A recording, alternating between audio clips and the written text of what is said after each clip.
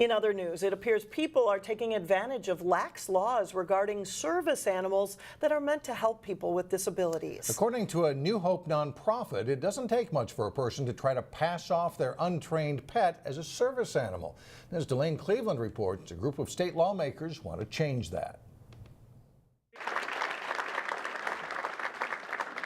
2 weeks ago, New Hope's Can-Do-Canines held a graduation ceremony. It was the final step of a 2-year process that pairs trained service dogs with people who have disabilities.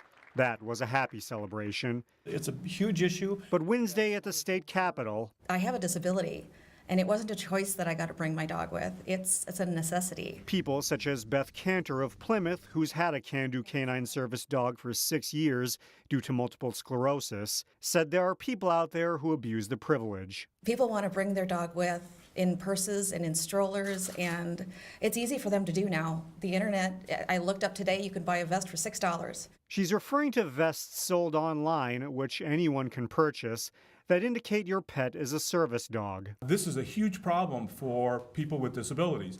Having fake dogs enter public places distracts our dogs, causes them to not be able to do their jobs properly. Now, state lawmakers have introduced legislation that would punish people who misrepresent their dogs as a service dog. This legislation would make impersonating a service animal a petty misdemeanor for the first offense and a misdemeanor for subsequent offenses. DFL Senator Ann Rest of New Hope is one of the lawmakers lending her support. We're really trying to send a message to the public that it's going to be a crime if they do that. What happens next remains to be seen. And it's sad that the wants of people interfere with the need of my ability to really function in this world. At the Capitol, Delane Cleveland, CCX News. If the legislation is passed, it would allow business owners to post a notice saying it is illegal for a person to knowingly misrepresent an animal as a service dog.